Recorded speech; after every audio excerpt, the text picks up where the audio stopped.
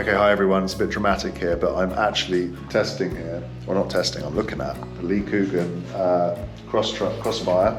It's a trail bike.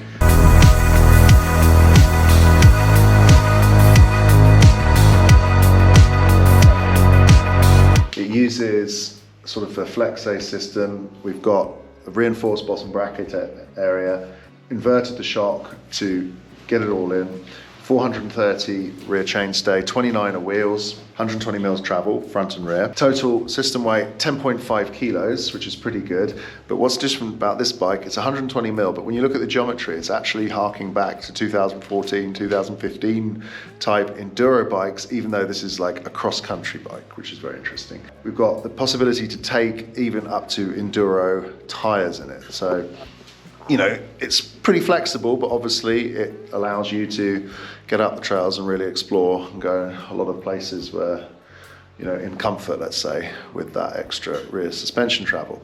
It is a flat bar, so carbon integrated, and they've packed a lot of details into this bike. We can see here in the head tube, there's a little toolkit, so that's pretty useful. There are also other fixing points for water bottles. You can carry 2 water bottles, and also a corner bag, tool bag, which I've got here.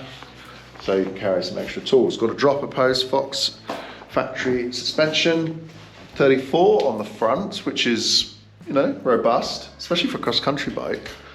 Yeah. So this is, you know, this is a gnarly bike. This one's got carbon wheels, DT Swiss. Okay, so this is around €7,000, 8,000 euro depending on the build. Comes with a SRAM XX electric drivetrain. Yeah, interesting bike. Make a bit of a spin on it later. Looks very nice, but they did want to point out to me the other one, which they've got over here, which has a special paint job where you can see the carbon. It's like, this is not a decal, this is actually a carbon showing through the paint, so that's pretty cool. That is the kind of colour to go for. But yeah, Lee Cougan, originally from the USA, now owned by an Italian conglomerate, and they are designing the bikes for, you know, cross-country racing and fun. So there we go. A cool thing which is not often possible on bike tests is they've got a rig set up here, so it's showing you suspension system, how that works. And notice there's no pivot points here, which means it's got a Flexay carbon. That seems to be the new thing in the last few years. More and more bikes coming with this size setup, which means a lot of research going into obviously creating the carbon frame that does this. So this has got 30 mils of travel on this particular bike, but it's controlled travel. So it's not just random, it will stop you bouncing on the bike when pedaling and also remove those vibrations. We have another extra stay piece here that allows the rigidity of the frame to be maintained no matter what kind of stresses you're putting on it, especially putting any side forces on this type of bike. Anyway, interesting to see.